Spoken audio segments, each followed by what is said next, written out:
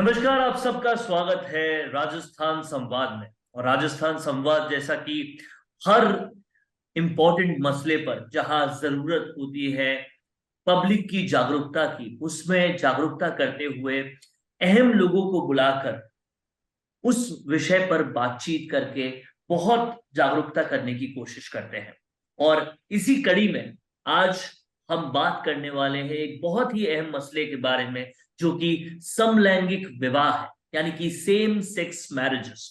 और इस पे कानूनी पक्ष जानने के लिए आज मेरे साथ मौजूद है प्रोफेसर डॉक्टर M.K. भंडारी, जो कहते तो अपने आप को लॉ के विद्यार्थी हैं, लेकिन न जाने कितने लोगों को लॉ पढ़ा चुके हैं और लगातार लॉ के क्षेत्र में कार्यरत है, अध्ययन करते भी हैं और पढ़ाते भी हैं। गाल्टर नामक संस्था के डायरेक्टर भी हैं। साथ ही मेरे साथ है doctor Souvik Roy. Doctor Souvik Roy Adamas university Calcutta के डीन हैं, लॉ फैकल्टी के, और लीगल मसलों पर एक बहुत ही अच्छा ओपिनियन रखते हैं। उनसे भी हम इन मसलों पर पूरी बातचीत करेंगे। तो सवाल सबसे बड़ा आज ये आ रहा है कि भारत की परंपरा एक तरफ है, भारत के धर्म एक तरफ है, और दूसरी तरफ कानून का दरवाजा खटखटा रही है सेम सेक्स मैरिजेस का मसला, जहां गेज लेस्बियंस की बात अब बहुत ही खुल के हो रही है। तो मॉडर्नाइजेशन के रेस में आगे बढ़ते हुए क्या भारत को मॉडर्न नहीं होना चाहिए, ये सवाल लॉ के दरवाजे खटखटा रहा है और सुप्रीम कोर्ट से सवाल पूछे जा रहे हैं। इस मसले पर एक बेंच बनाने तक को राजी हो गए हैं और बहुत सारे अपडेट सामने आ रहे हैं। ये भी सामने आया है कि मैरिज का दर्जा ना देकर अगर किसी तरह की सोशल सिक्योरिटी दे दी जाए तो कैसा हो। इन सभी मसलों पर बात करेंगे। तो सबसे पहले चलते हैं प्रोफेसर डॉक्टर M.K. भंडारी के पास। तो सर, सबसे बड़ी बात यह है, भारत की परंपरा एक तरफ है, भारत के धर्म एक तरफ है, और दूसरी तरफ है मॉडर्नाइजेशन। कानून के जो पल्ले हैं, उन पल्लों पर कैसे दोनों को बराबर किया जाएगा? धन्यवाद वरुण बंसाली, CEO राजस्थान संवाद। आपको मैं इस बात के लिए प्रशंसा करूंगा कि आप समय समय पर देश हित में, जनहित में और बड़े बड़े कानूनी और सामाजिक मुद्दों पर बेबाक आयोजन करते हैं इस प्रकार की पैनल डिस्कशंस का, और उनमें कईयों में मुझे भी भाग लेने का अवसर मिला। तो इसके लिए आप धन्यवाद के पात्र हैं। हमारा आज का विषय जो है वो बहुत ही गंभीर है। गंभीर इसलिए है कि आने वाली पीढ़ियां और ये राष्ट्र और इस राष्ट्र का सामाजिक, विधिक और सांस्कृतिक ताना बाना प्रभावित होने वाला है। देखिए, डिबेट में अपने अपने विचार होते हैं और होने भी चाहिए। लोकतांत्रिक देश में we have a right to agree और not agree, and on such sensitive issues the Supreme Court is already hearing the petition. The petitioners who went to the Supreme Court and some petitioners also went to the High Court, और उनके जो बड़े बड़े वकील हैं, देश के नामी वकील, वो उनकी तरफ से पैरवी कर रहे हैं। और पिछले 15 दिन से यह सुनवाई सुप्रीम कोर्ट में हो रही है कि क्या LGBT और LGBT ही नहीं, सरकार ने बताया है कि 72 टाइप्स ऑफ सेक्सुअल ओरिएंटेशन है लोगों के, जो है कुछ लोग हेट्रोसेक्सुअल होते हैं, कुछ लोग होमोसेक्सुअल जिन्हें हम गे या लेस्बियन या ट्रांसजेंडर, कुछ लोगों को दोनों सेक्स दे आर कंफर्टेबल। तो ये सब लोग, अभी तक हमारे यहाँ जो अंडरस्टैंडिंग है और जो कानून है, चाहे वो हिंदू लॉ हो, चाहे मुस्लिम हो, चाहे क्रिश्चियन हो, और चाहे स्पेशल मैरिज एक्ट हो, जिसको कि अभी चुनौती दी गई है धारा 4 को, जिसमें ये कहा गया है कि पुरुष और महिला, मेल एंड फीमेल के बीच में जो विवाह होगा, चाहे वो किसी भी जाति धर्म का हो, तो उसको रजिस्टर्ड किया जा सकता है और उसके लिए 30 दिन का नोटिस देना होगा और वो विवाह मान्य होगा अंडर स्पेशल मैरिज एक्ट। वैसे तो हिंदू अपने हिंदू मैरिज एक्ट में के अनुसार शादी करेंगे, मुस्लिम मुस्लिम्स अपने मुस्लिम जो उनका ट्रेडिशनल लॉ है उसके अनुसार निकाह करेंगे, पारसीज का अपना कानून है, क्रिश्चियंस का अपना कानून है। स्पेशल मैरिज एक्ट सभी के लिए लागू होता है। और मैं एक बात आपको शुरू में बता दूं कि marriage and family laws, divorce, maintenance, ये राज्य केवल केंद्र का सब्जेक्ट नहीं है। कॉन्स्टिट्यूशन में entry 56 of list 3, that is concurrent list, उसमें ये राज्य और केंद्र दोनों का विषय है और दोनों अपने अपने कानून बना सकते हैं। अच्छी बात यह है कि अभी तक अधिकांश कानून राज्य केंद्र ने बनाए, जैसे marriage act, Hindu marriage act है, सक्सेशन एक्ट है, डाइवोर्स एक्ट है, और सॉरी एडॉप्शन एक्ट है, जो भी हिंदू कोड है या दूसरी कम्युनिटीज के लिए एक्ट है या स्पेशल मैरिज एक्ट है जिसको आज चुनौती दी गई है, वो केंद्र ने बनाए हैं और राज्यों ने अपने अपने हिसाब से कुछ उसमें नियम बनाकर संशोधन किए हैं। अब प्रश्न ये आया है सुप्रीम कोर्ट के सामने, जिसको कि आज हम चर्चा कर रहे हैं, कि क्या सेम सेक्स के जो रिलेशन है, चाहे पुरुष पुरुष के साथ, महिला महिला के साथ, क्या उनको वैवाहिक दर्जा दिया जाए। जिन लोगों ने पिटीशन की है वो कहते हैं कि ये हमारी समानता का अधिकार है, it's our right to equality. संविधान के आर्टिकल 14 में ये अधिकार दिया गया है सभी नागरिकों को। हमारी फ्रीडम है कि हम जिस तरह से भी अपनी लाइफ को एंजॉय करना चाहें हम कर सकते हैं। तो सरकार ने, आपको पता है, पहले नवजोत सिंह के केस में 377 सेक्शन आईपीसी को अनकॉन्स्टिट्यूशनल कर दिया था, जिसमें ये कहा गया था कि सेम सेक्स जो है वो ऑफेंस नहीं है। अगर कंसेंट से दो पुरुष, दो महिलाएं, दो व्यक्ति अगर अपनी इंटरकोर्स करते हैं तो वो गलत नहीं है, उसमें कुछ भी अपराध जैसी बात नहीं है। उस सेक्शन को हटा दिया गया संविधान सुप्रीम कोर्ट के निर्णय से। इसके बीच में लिव इन रिलेशनशिप को मान्यता दी गई कि दो महिला और पुरुष अपनी सहमति से कई वर्षों तक साथ रह सकते हैं और उनसे जो बच्चे प्राप्त होंगे, अगर साथ रहेंगे तो नेचुरली संतान भी हो सकती है, तो उनको भी कानूनी अधिकार मिलेगा। वो बच्चे अवैध, इलीगल नहीं कहलाएंगे, भले ही विवाह नहीं हुआ है, they are live in relationship. तो ये सारी बढ़ते बातें चलते चलते अब प्रश्न आया कि हमको तो विवाह का दर्जा दे दीजिए। इस समय मैंने रिसर्च की आपसे बात करने के बाद, हालांकि फैमिली लॉ मेरा डायरेक्ट विषय नहीं है, लेकिन विधि का छात्र हूं तो सभी विषयों पर चर्चा करता हूं और अपनी राय खुलकर रखता हूं। आप जानते हैं 34 कंट्रीज में 34 countries have legalized same sex marriages. And who are those 34 countries? Interestingly, South Africa is one African country. Otherwise, most of the countries are from Europe, USA, New Zealand, Brazil, Germany, means European countries, Australia.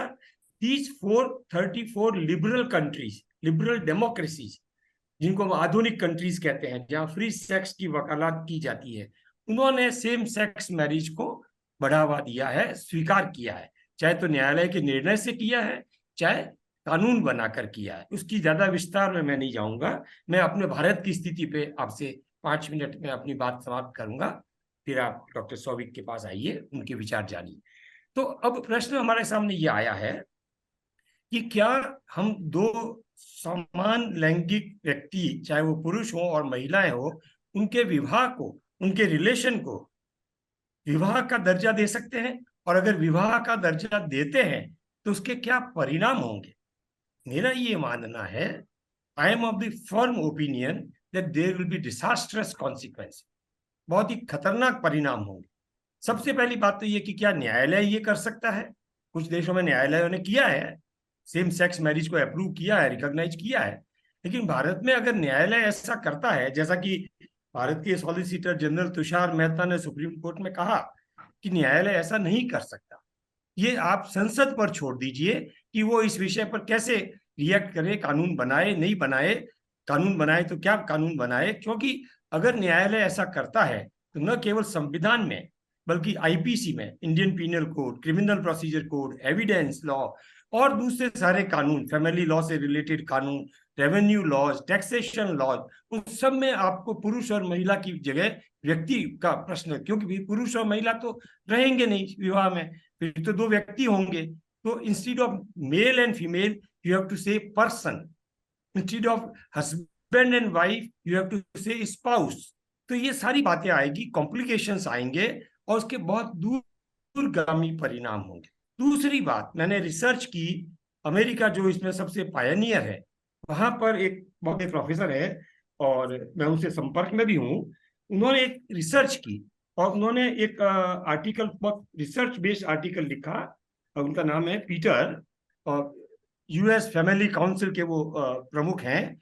उन्होंने कहा कि आप धार्मिक को छोड़ दीजिए, भारत में तो विवाह को एक संस्कार माना गया है, हिंदू लॉ में तो एक union of body and spirit, आत्मा और शरीर का मिलन माना गया है, और जिसका मुख्य उद्देश्य है संतान की उत्पत्ति करना, वंश को आगे चलाना।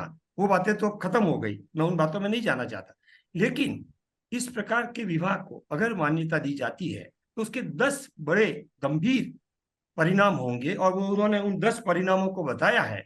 और उन्होंने बताया है कि साइकोलॉजिकल, मानसिक रूप से ऐसे लोग जो समलैंगिक विवाह में रहते हैं, अध्ययन से पता चला है, रिसर्च से पता चला है कि वो अल्कोहल, ड्रग्स, क्रिमिनल एक्टिविटीज और उनमें लिप्त हो जाते हैं। फ्रस्ट्रेशन हो जाता है कुछ समय बाद, उनको उनका मन ऊब जाता है। और सबसे बड़ा प्रभाव संतान पर होता है, क्योंकि संतान तो होगी नहीं, 2 महिलाओं में संतान नहीं हो सकती, संतान के लिए पुरुष और महिला का मिलन जरूरी है। तो फिर वो संतान किसी से करवाएंगे। जैसे अभी जिन कपल्स को संतान नहीं होती है वो एडॉप्शन लेते हैं या किसी जिसको हम कहते हैं सरोगेसी के द्वारा संतान उत्पन्न करते हैं। तो यहाँ पर वो जो संतान होगी उसके 2 व्यक्ति ही होंगे, माँ नहीं होगी। मतलब उन 2 पुरुषों में से या 2 महिलाओं में से एक माता मानी जाएगी, एक पिता माना जाएगा। हम लोग तो शायद इस चीज की, इस परिस्थिति की कल्पना भी नहीं कर सकते कि क्या ऐसा हो सकता है कि 2 पुरुष में एक महिला, एक को मां मान लिया जाएगा और एक को पिता मान लिया जाएगा। सुप्रीम कोर्ट ने स्वयं पूछा कि आप ये बताइए इसमें मां कौन होगी और पिता कौन होगा, क्योंकि मेंटेनेंस का बात आएगी, उत्तराधिकार की बात आएगी, एडॉप्शन की बात आएगी। तो उसके बहुत सारे परिणाम, बच्चों पर बहुत घातक परिणाम होंगे। और धीरे धीरे लोग हेट्रोसेक्स पत्नी का विवाह, उससे उनकी रुचि हट जाएगी और वो इधर आकर्षित होंगे। और बाद में बहुत सारे पॉइंट है, समय की अपनी सीमा है, बाद में ये भी प्रश्न उठ सकता है। आज ये प्रश्न उठा कि हमारे को विवाह का दर्जा दिया जाए, बाद में ये भी प्रश्न उठेगा स्वाधीनता के नाम पे, स्वतंत्रता के नाम पे, कि हमको मल्टीपल मैरिज करने का अधिकार दिया जाए। हमारे हिंदू लॉ में बाईगेमी अलाउड नहीं है, पॉलीगेमी अलाउड नहीं है, एक व्यक्ति एक से अधिक पत्नी नहीं रख सकता, अपराध है अगर ऐसा करना है तो फिर वो कहेंगे नहीं, इसमें क्या बात है, राज्य कौन होता है ये तय करने वाला कि मैं एक विवाह करूं या मैं एक पति रखूं या मैं 2 पत्नी रखूं, मेरी स्वतंत्रता है। और अगर कोई पत्नी मेरे साथ रहना चाहती है, पत्नी मतलब यहाँ तो हस्बैंड और वाइफ 2 ही होंगे, चाहे वो पुरुष होंगे चाहे महिला होगी, तो वही एक पति होगा एक पत्नी होगा। तो वो कहेंगे हम तो 4 पुरुष महिलाएं साथ रहेंगे और हमारे सबको आप मैरिज का, पति पत्नी का दर्जा दीजिए। तो हेल्थ कॉन्सिक्वेंसेस, समाज में जो विखंडन आएगा, जो डिसइंटीग्रेशन आएगा, जो पॉपुलेशन का एस्पेक्ट होगा, फिर लोग कहेंगे काय को शादी करें, पति पत्नी के रूप में 2 पुरुष ही साथ रह लेते हैं, बच्चा गोद ले लेंगे। तो बच्चा पैदा कौन करेगा? जब पुरुष और महिला शादी नहीं करेंगे तो बच्चा कौन पैदा करेगा? फिर आप प्राइवेट किसी औरत को किराए की कोख लीजिए। तो ये बहुत सारे इसके प्रभाव है। मेरा ये मत है, जो निर्णय सुप्रीम कोर्ट करेगा उस समय देखा जाएगा, लेकिन मैं इस मत का हूं, आपके इस चैनल के माध्यम से, राजस्थान संवाद के माध्यम से मैं इस मत का हूं कि ये जो समलैंगिक विवाह की जो मुहिम छेड़ी गई है और जो सुप्रीम कोर्ट इस विषय पर सुन रहा है, मेरी राय में सुप्रीम कोर्ट सर्वोच्च है, वो अपना निर्णय देंगे जो भी उनको देना है, और उस पर मैं कोई टिक्का टिप्पणी इस समय नहीं कर सकता। The matter is sub judice, but as a scholar, as a jurist, I can give my opinion that this will be a disastrous not only for the institution of marriage. You know that for Bharat जिसको हम कहते हैं, उसमें सबसे strong हमारा जो ताकत है वो है विवाह की एक संस्था। आज जो देश की एकता, देश में जो सामाजिक समरसता है, परिवार में जो समरसता है, उसका सबसे बड़ा आधार है institution of marriage between 2 mail and female. और वही परिवार आगे चलकर समाज बनता है, वही समाज आगे चलकर राष्ट्र बनता है। तो अगर इस तरह की व्यवस्था को हम छिन्न भिन्न कर देंगे तो आज नहीं 5 साल बाद 10 साल बाद हम उसके गंभीर परिणाम देखेंगे, ऐसा मेरा मानना है। Thank you. Thank you so much sir. जिस तरह से भारत को विश्व गुरु माना जाता है, जिस तरह से भारत के योगा से लेकर भारत के कल्चर को अब कहीं ना कहीं पूरा विश्व मान रहा है, तो समलैंगिकता और समलैंगिक विवाहों के इस पर्टिकुलर क्वेश्चन पे एक सवाल ये भी उठ रहा है कि क्या भारत के कल्चर पे एक बहुत बड़ा हिंड्रेंस नहीं होगा। तो उसी पर दूसरा सवाल ये भी उठता है कि जब हम हिंदू मैरिज एक्ट के बारे में बात करते हैं तो इसी भारत में मुस्लिम पर्सनल लॉ बोर्ड भी काम करता है, इसी भारत में हलाला भी होता है। उन कुरीतियों को जब तक नहीं रोका गया तो क्यों मॉडर्नाइजेशन के खिलाफ जाया जा रहा है। I am coming to you doctor Souvik Roy sir, that if we are not hindering things like halala and Muslim personal law board and the way number of marriages are being done there, then why we are restricting the matter of personal choices? First and foremost, Varun Vanshali ji, I think kudos to you and your entire team कि आपने एक ऐसा platform हम लोग को दिए जिससे we can voice our opinion, and it means a lot to the fraternity, not only lawyers or legal practitioners but also for common man. So I want to thank you from the bottom of my heart for that. Of course, respected Professor M.K. Bhandari sir, I mean, legal stalwart in the right sense of the term, and all of us who have grown up in this profession have looked up to him, and sir's opinion and views, definitely it matters, and it was wonderful hearing him. So, Vansali ji, now the point that you have raised, now there are two aspects to it. One is same-sex relationship, the other is same-sex marriage. Now, the whole point is, जब आप इसको divide कर देते हो, जहां की हालांकि कोई डिवीजन वैसे है नहीं, because two people who are in a same-sex relationship, if they want, who knows, they might go for an adoption as well. What about the single fathers or a single mothers in today's day? It is becoming common. We all know that divorce, which was not a very known thing, or if it was known, it was not a very acceptable thing in the society. वो बहुत कम होता था. हम लोग को ये लगता था कि अरे फैमिली है, समाज है, सोसाइटी है, तो we should always keep that sanctity of marriage intact. तो बेसिकली हम लोग जब मैरिज के बारे में बात करते हैं ना, we talk about an institution from a Indian context. हम बोलते हैं कि when I say Professor M.K. Bhandari, he's an institution of law in himself. Many people say that. Similarly, when it comes to marriage, we call it a socio-legal institution and more social than legal. हालांकि registration का बात तो बाद में आया, but ceremonious marriage, और जिसे हम लोग विधि के हिसाब से या law के भाषा में कहते हैं कि the marriage has to be duly solemnized, solemnization of marriage. Now with Navteej Johar judgment, you have already changed the law. Section 377, the entire जो Indian Penal Code का provision है, उसमें जो main जो मुठभेड़ था, the question was with respect to the fact कि whether that relationship is against the act of God. Nature of.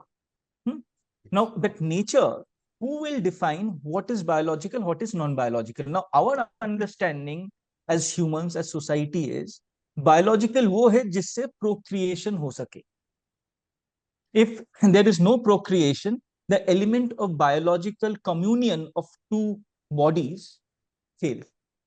That is our understanding, correct?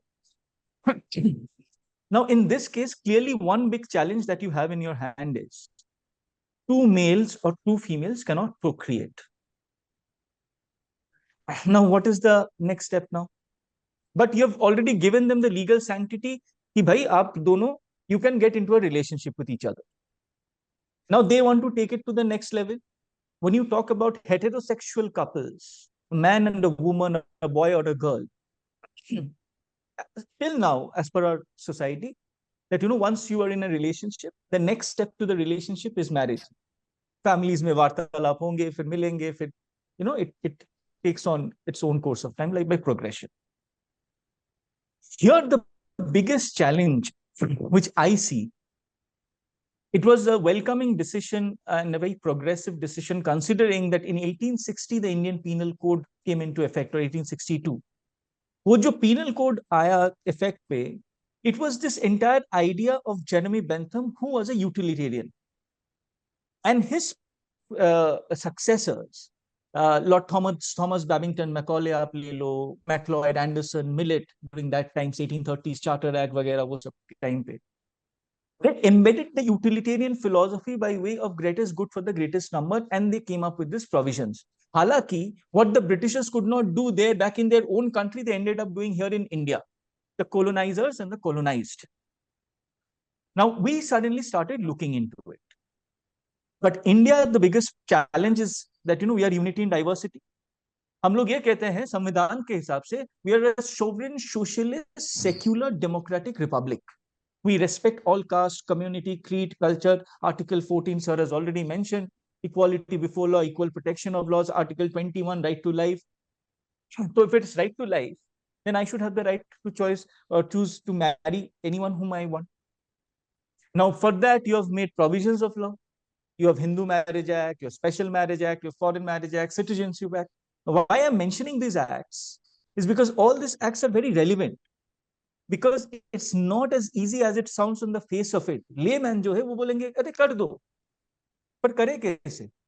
Special Marriage Act clearly talks about that section 4C, a man 21-year-old and a woman 18-year-old. So वहाँ पर definition हो ही गया कि husband जो है वो 21 and above, जो wife वो 18 या above होंगी. हालांकि if you look into the Special Marriage Act, there you will find certain gender neutral words as well. Either parties. Now, parties can be a man and a woman both. So, now, sir had mentioned about Indian Penal Code.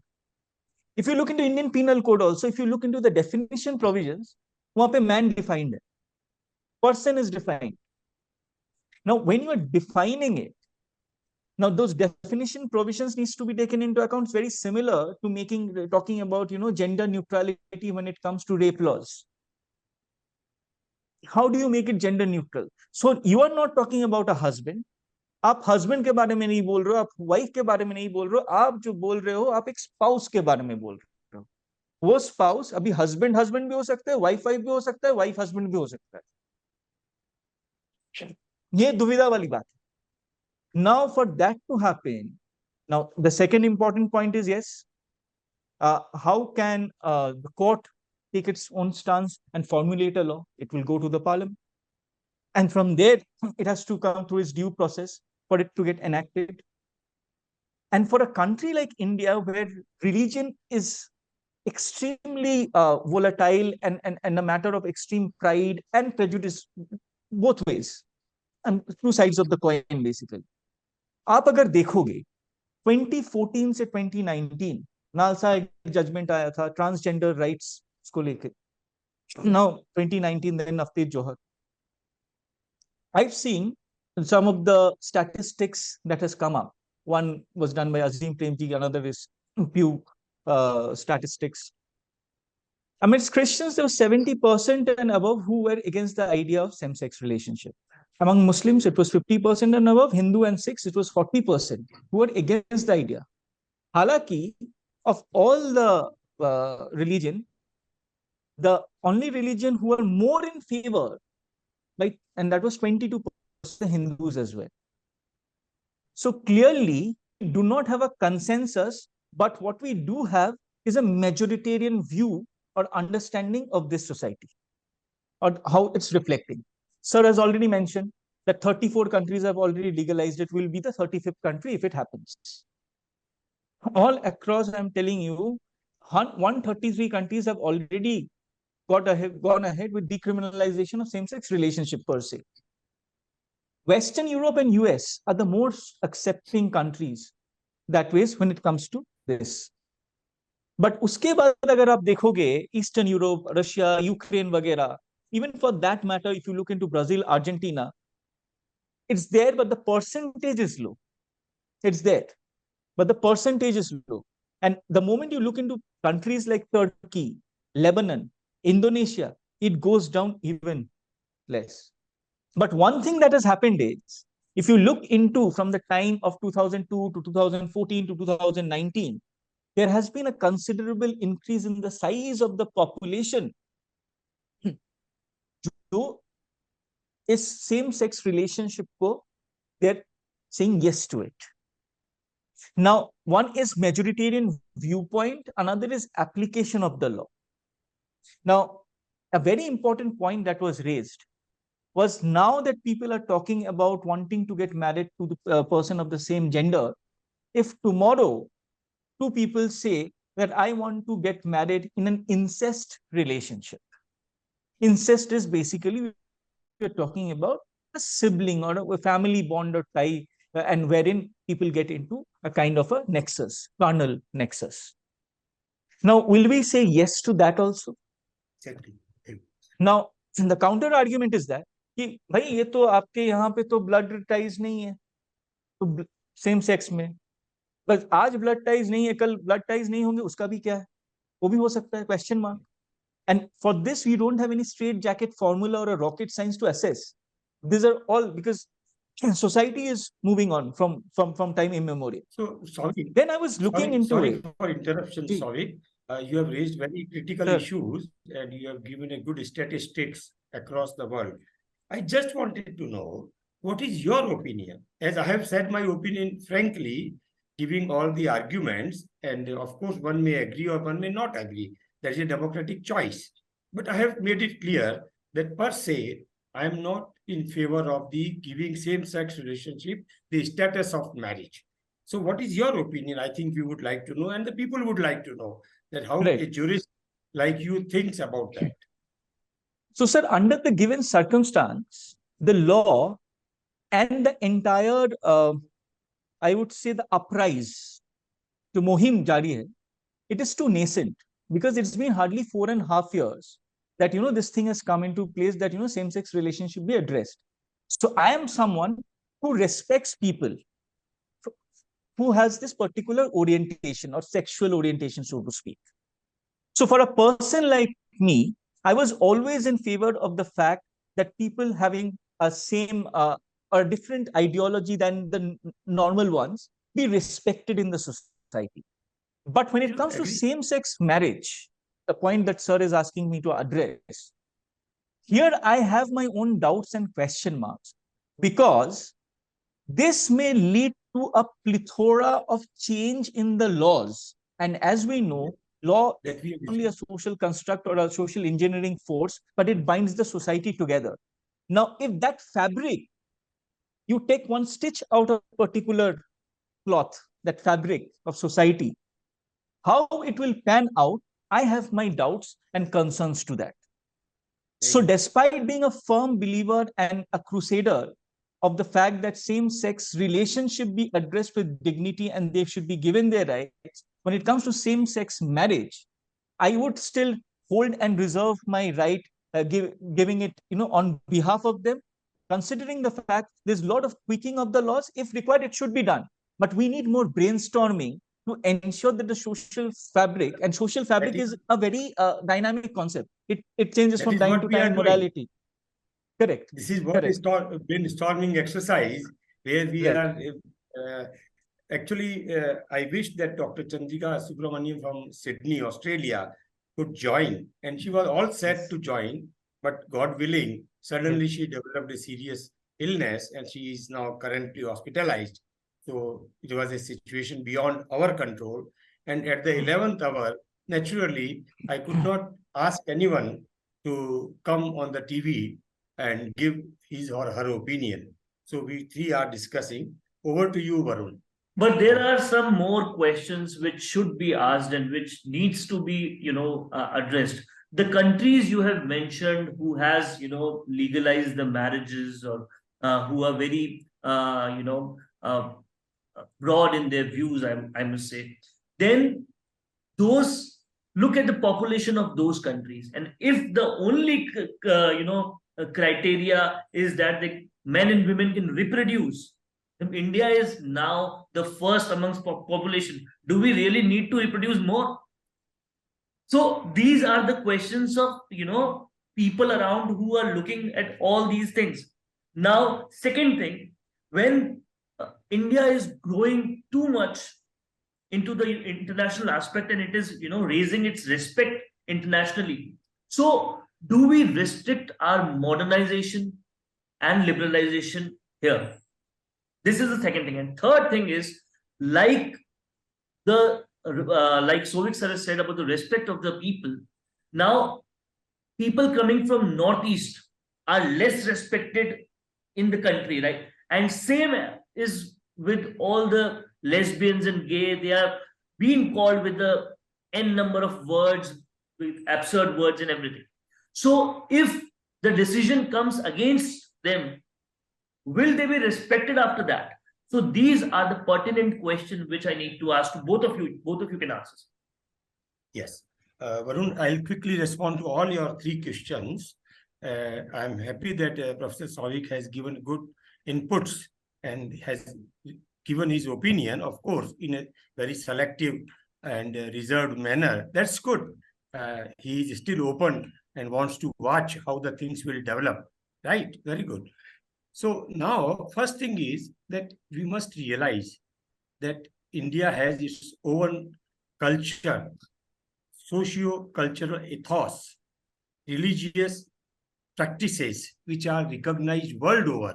जब तो भारत को हम कहते हैं विश्व गुरु है. विश्व गुरु किस बात के लिए है? कि हमारी जो, चाहे वो योगा हो, चाहे वो हमारा सांस्कृतिक एक पारिवारिक यूनिट हो, चाहे और भी कई बातें हैं हमारे समाज की, वो हमको एक इतने बड़े राष्ट्र को जिसमें इतनी विविधता है उनको बांध के रखती है. तो we are unity in diversity. तो ये इस हमारी पहचान को हमें खोना नहीं है. We have to maintain and preserve this special place in the comity of nation. That is one thing. And we need not to blindly follow. It doesn't matter that 34 countries have legalized, so we will also legalize. They cannot be our guide. लेकिन sir इस पूरे, जब आप ये बात कर रहे हैं तो बात ये भी है कि इसी देश में हलाला भी होता है और इसी देश फर्स्ट कजन से शादी भी होती है. सिर्फ धर्म फर्स्ट कजन से शादी भी हो जाती है. तो तब आप सही कह रहे हैं. मैं कल्चर को नहीं देखा जाता. मैं उसी पॉइंट पे आ रहा हूँ. बात सही है, चाहे वो मैं किसी धर्म का नाम नहीं लूंगा. कुछ धर्मों में कुछ हमें कहना चाहिए कि कंट्रोवर्सी है, कुछ गलत प्रैक्टिसेस हैं, लेकिन उसको भी सरकार ठीक करने जा रही है. अभी हमने ट्रिपल तलाक पर कानून बनाया, और भी इस तरह की जो अनियमितताएं हैं जो मानवाधिकारों के खिलाफ जाती है, या जैसे इंसेस्ट रिलेशनशिप है, इन सब को रोकने के लिए हम प्रयास कर रहे हैं. और ये एक ऑनगोइंग एक्सरसाइज है. सभी समस्याएं एक मास्टर स्ट्रोक से ठीक नहीं हो सकती. चल रहा है, बहुत कुछ चल रहा है. सरकार यूनिफॉर्म सिविल कोड लाने की भी बात कर रही है. सुप्रीम कोर्ट ने स्वयं कहा था कि भाई ये क्या बात है कि आप एक ही देश के नागरिक हैं, आप तो कहते हैं मेरा ये कानून होगा, मुझे तो 4 बीवियां रखने की इजाजत है, क्योंकि मैं हिंदू हूं, मुझे तो एक ही बीवी रखनी पड़ेगी. तो ये फिर इक्वालिटी क्या हुई?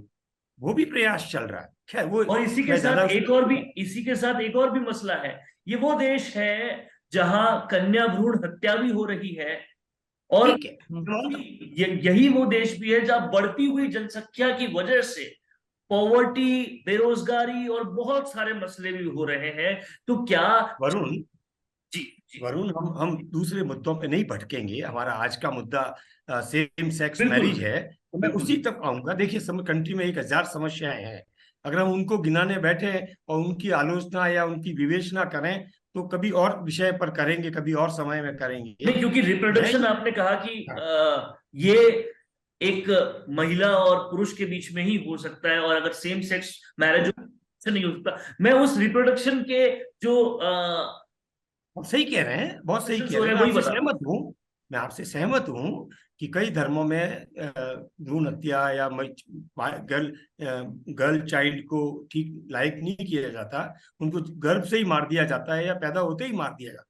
बहुत सारी समस्याएं हैं. मैंने आपसे कहा, मैं ये कहना चाहता हूं आपसे कि जो वेस्टर्न फिलॉसफी में आज चल रहा है, आपको याद होगा कि जो स्वतंत्रता संग्राम में लड़े थे, कि हमारे यहाँ लॉर्ड मैकॉले ने भारतीय शिक्षा पद्धति को बिल्कुल वेस्टर्नाइज करने की कोशिश की, और उसके पत्र हैं जो खुले अब बाद में सामने आए. वो कहता है ब्रिटिश पार्लियामेंट में कि मैं भारत में क्लर्क तैयार करना चाहता हूं, क्योंकि हमको इस देश पे राज करना है, तो एक ऐसी शिक्षा पद्धति देना चाहता हूं, वो हमारे अफसर नहीं बन सकते, वो क्लर्क बन सकते हैं.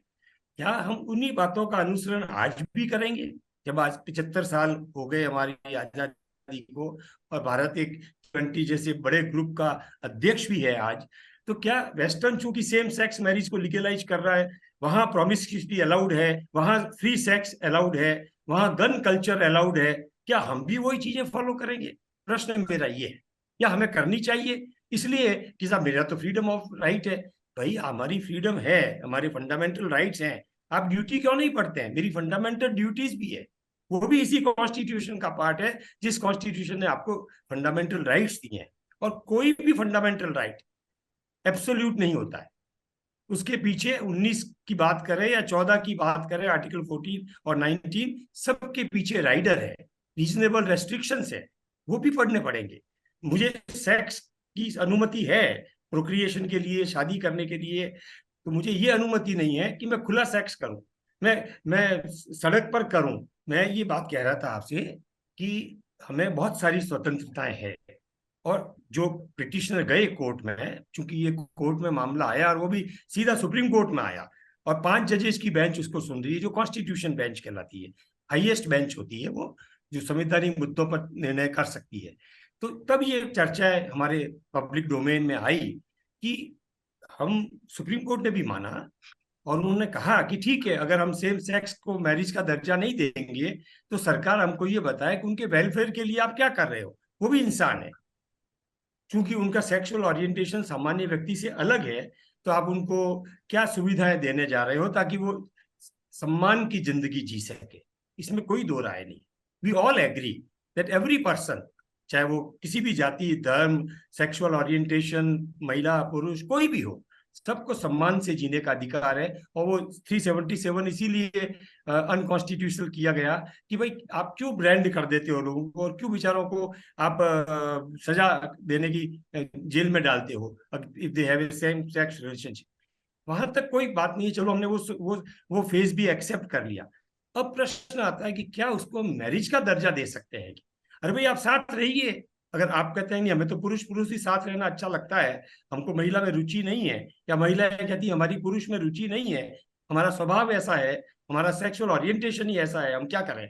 तो रहिए, लेकिन आप शादी के जोड़े के रूप में रहें, ये बात मैं समझता हूँ समाज स्वीकार नहीं करेगा। क्योंकि इससे फिर जो हेटेरोसेक्सुअल मैरिज है, जो रेगुलर मैरिज है, वो कहेंगे भाई हमारे लिए अलग कानून, उनके लिए अलग कानून, उनको अलग सुविधाएं, जो कि समाज की दृष्टि से गलत काम भी कर रहे हैं, अप्राकृतिक काम भी कर रहे हैं, तो भी आप उनको विवाह मानते हो, और हमारे को भी विवाह मानते हो, जो कि हम सदियों से एक विवाह प्रणाली में बने हुए हैं। तो ये मेरा अपना मत है। मैंने पहले भी आपसे कहा कि मतभेद हो सकते हैं और होने भी चाहिए, डेमोक्रेसी इसी तरह से ग्रो करती है। मेरा अपना ये मानना, और मैं आपको ये भी बता दूं संक्षेप में, बात अपनी विराम दूंगा। अमेरिका जो चैंपियन है, जहां 2015 में सुप्रीम कोर्ट ने जजमेंट दिया, आपको मालूम है वो जजमेंट 5:4 था, यानी 5 जजेस पक्ष में थे तो वो जजमेंट बन गया, और 4 जजेस उसके खिलाफ थे। उनका नहीं, ये हम मैरिज का दर्जा तो नहीं दे सकते। तो ऐसा नहीं है कि 9 जजों ने उसको स्वीकार किया। आज भी वहां की 48% पब्लिक, मतलब मेजोरिटी, बाकी कुछ पक्ष में है, कुछ अस्पष्ट मत की है, वो ये कहती है कि नहीं, सेम सेक्स मैरिज ठीक नहीं है समाज के लिए। 9 स्टेट्स, अमेरिका की 9 लीडिंग स्टेट्स, उन्होंने बहुत पुरजोर विरोध किया था कि नहीं, सेम सेक्स मैरिज को हम मान्यता नहीं देंगे, ये समाज के लिए, स्वास्थ्य के लिए, बच्चों के लिए बहुत घातक है। तो यहाँ भी देखते हैं सुप्रीम कोर्ट क्या निर्णय लेता है। मैं आपको एक बात और कह सकता हूँ, मेरा ऐसा मानना है और आपके मंच से कहता हूँ, अगर सुप्रीम कोर्ट ने सेम सेक्स मैरिज को अलाउ किया, कर सकते हैं, उनका उनकी उनकी अपना विजडम है, तो मुझे ये लगता है कि पार्लियामेंट उस जजमेंट को अनडू करेगी, पार्लियामेंट ऑर्डिनेंस लाएगी, पार्लियामेंट कानून बनाएगी, जैसा कि बना था जब हमने शाहबानो केस आया था, तो उसको अनडू किया गया शाहबानो के केस को। बहुत सारे केसेज है, सुप्रीम कोर्ट जजमेंट देता है, पार्लियामेंट की सॉवरेन पावर है, पार्लियामेंट कहती है जजमेंट मान्य नहीं होगा, नया कानून लागू होगा, वो कानून मान्य होगा, फिर वो कानून सुप्रीम कोर्ट में चैलेंज होता है। तो ये एक रेस चलती है, सुप्रीम कोर्ट वर्सेस पार्लियामेंट। न्यायालय की नियुक्ति आपके साथ ही हमने ये चर्चा की थी, सुप्रीम कोर्ट ने कॉन्स्टिट्यूशनल अमेंडमेंट, सॉरी, संविधान में अमेंडमेंट किया है पार्लियामेंट ने, नेशनल जुडिशियल अपॉइंटमेंट कमीशन बनाया, सुप्रीम कोर्ट ने उसको स्ट्रक डाउन कर दिया। अब देखते हैं आगे पार्लियामेंट कैसे रिएक्ट करती है, समय बताएगा। तो मेरा ये मानना है कि नंबर 1, सुप्रीम कोर्ट को, ऐसा मेरा मानना है कि इस पर अपना निर्णय, इसकी सुनवाई स्थगित कर देनी चाहिए और पार्लियामेंट को कहना चाहिए।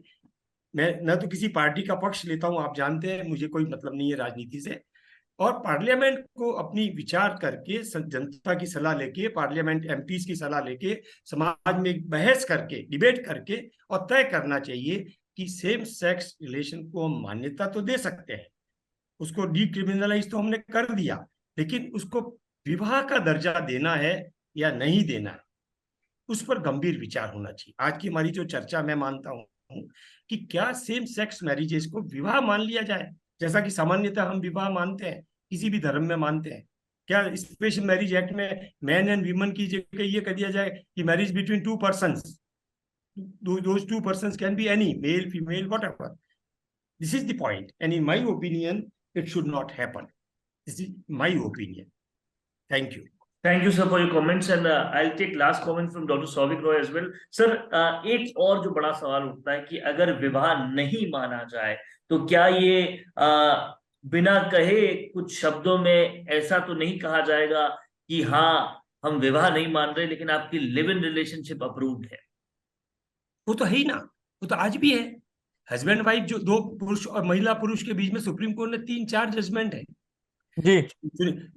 चिनमुनिया का एक केस है, उसमें का भी बच्चे होंगे तो बच्चों को भरण पोषण देना पड़ेगा आपको। आप ये नहीं कह सकते कि साहब हम तो पति पत्नी नहीं है, किसकी लाइबिलिटी होगी। और मैं आपको एक बात और बताऊं, जो सबसे डार्कर फेज है, आपने क्योंकि प्रश्न उठा दिया, रिसर्च स्टडीज ये बताती है और आप देखते भी हैं, आप कवर भी करते हैं, लिव इन रिलेशनशिप में सबसे बुरी स्थिति, सबसे दर्दनाक स्थिति महिला की है।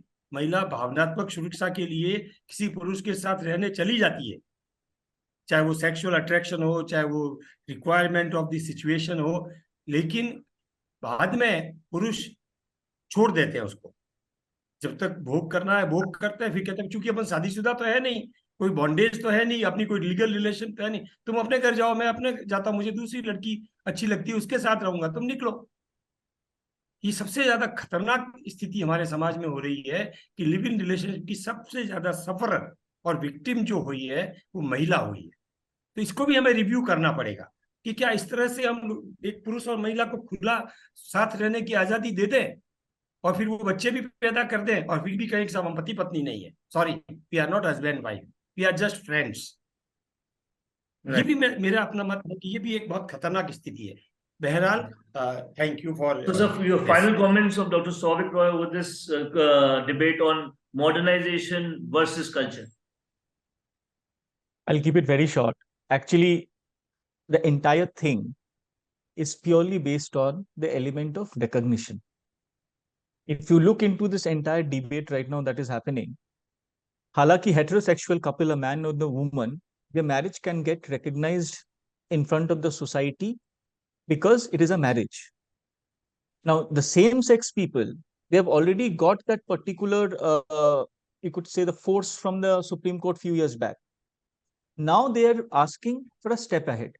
कि भाई ये recognize कर दो कि हम लोग as couple we are unified by way of marriage. This is what the fight is for. One problem that arises here is, अगर आप Indian Penal Code ले लो, for 94, it talks about bigamy. Now, as per Hindu, we cannot get married to more than one individual at one given point of time. Now, the fact that 2 people from the same sex have gotten into this relationship and gotten married, correct? Now, what happens if one of the guys or one of the male member of that fraternity or one of the female member from that fraternity gets married to an opposite gender? Because someone can be bisexual also, need not necessarily just be a gay or a lesbian in a very strict sense of the term. Now, that's something needs to be addressed. I have not seen a proper addressal on this yet so far. But keeping culture of India aside, but also progressing with time, since morality for me is a very dynamic construct which changes from time to time, place to place. What you have seen in movies in 1950s, 60s to 70s to 2023, there is a huge difference because of access.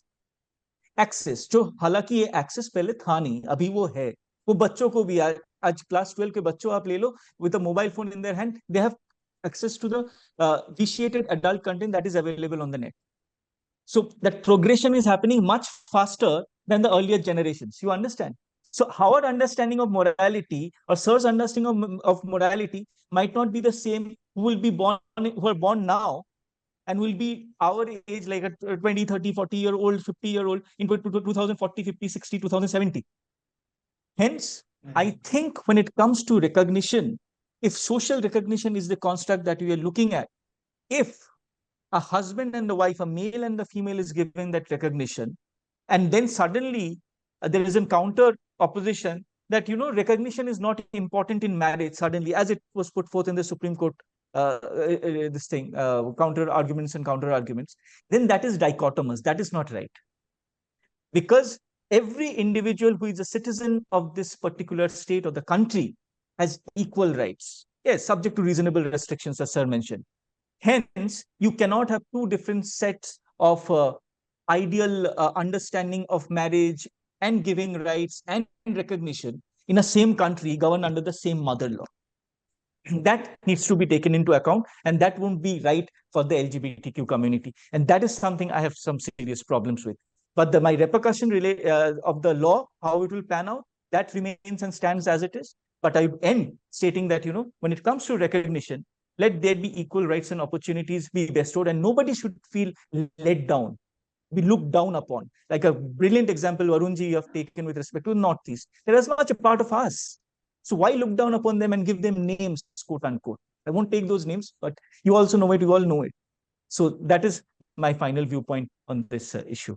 So, thank you so much doctor Souvik Roy and professor doctor M.K. Bhandari. आप दोनों ने बहुत ही तार्किक रूप से इस मसले को एड्रेस किया और समझाया, और आम जनता को समझाया कि सेम सेक्स के रिश्ते को, समलैंगिक रिश्ते को हम बिल्कुल रिस्पेक्ट करें, लेकिन क्यों उस विवाह को रिस्पेक्ट नहीं कर सकते और उस विवाह को आगे नहीं बढ़ा सकते, उसके लिए क्या प्रॉब्लम्स है, इस पर हमने पूरी तरह से डिस्कस किया और इस मसले को बहुत ही आसान भाषा में, आसान शब्दों में आम जनता को समझाया भी, और यही हमारा मोटिव भी है. Thank you so much.